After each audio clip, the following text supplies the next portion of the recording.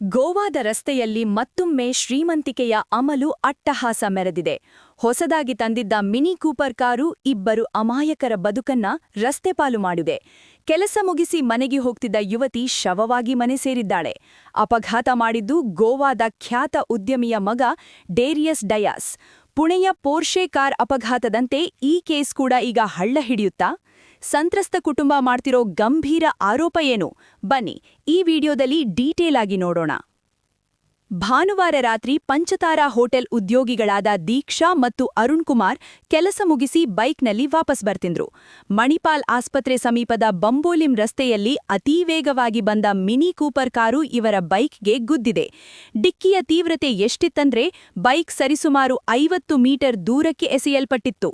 ದೀಕ್ಷಾ ಚಿಕಿತ್ಸೆ ಫಲಿಸದೆ ಮೃತಪಟ್ಟರೆ ಅರುಣ್ ಕುಮಾರ್ ಸಾವು ಬದುಕಿನ ನಡುವೆ ಹೋರಾಟ ನಡೆಸುತ್ತಿದ್ದಾರೆ. ವಿಶೇಷ ಅಂದ್ರೆ ಈ ಮಿನಿ ಕೂಪರ್ ಕಾರ್ ತಂದು ಕೆಲವೇ ದಿನಗಳಾಗಿದ್ದವು. ಕಾರಿನ ಬಾಗಿಲಿಗೆ ಕಟ್ಟಿರೋ ರಿಬ್ಬನ್ ಕೂಡ ಇನ್ನೂ ಕಿತ್ತಿರ್ಲಿಲ್ಲ. ನೋಂದಣಿ ಕೂಡ ಆಗಿರ್ಲಿಲ್ಲ.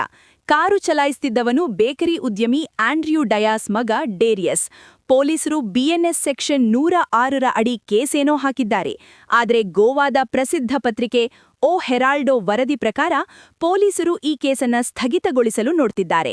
ತನಿಖೆಯಲ್ಲಿ ಯಾವುದೇ ಪಾರದರ್ಶಕತೆ ಇಲ್ಲ ಅಂತ ದೀಕ್ಷಾ ಕುಟುಂಬದವರು ಗೋಳಾಡ್ತಿದ್ದಾರೆ. ಶ್ರೀಮಂತರ ಮಕ್ಕಳು ಮೋಜುಮಸ್ತಿಗೆ ಐಷಾರಾಮಿ ಕಾರ್ ತರೋದು, ಆಮೇಲೆ ಅಮಾಯಕರನ್ನ ಬಲಿ ಪಡೆಯೋದು ಇಂದು ಕಾಮನ್ ಆಗಿಬಿಟ್ಟಿದೆ. ದೀಕ್ಷಾ ಕುಟುಂಬಕ್ಕೆ ನ್ಯಾಯ ಸಿಗುತ್ತಾ ಅಥವಾ ಈ ಕೇಸ್ ಕೂಡ ಪ್ರಭಾವಿಗಳ ಒತ್ತಲಕ್ಕೆ ಮಣಿಯುತ್ತಾ? ನಿಮ್ಮ ಅಭಿಪ್ರಾಯವನ್ನ ಕಮೆಂಟ್ ಮಾಡಿ. ಸುದ್ದಿಗಳಿಗಾಗಿ ನಮ್ಮ ಚಾನೆಲ್ ಸಬ್ಸ್ಕ್ರೈಬ್ ಮಾಡಿ. ಧನ್ಯವಾದಗಳು.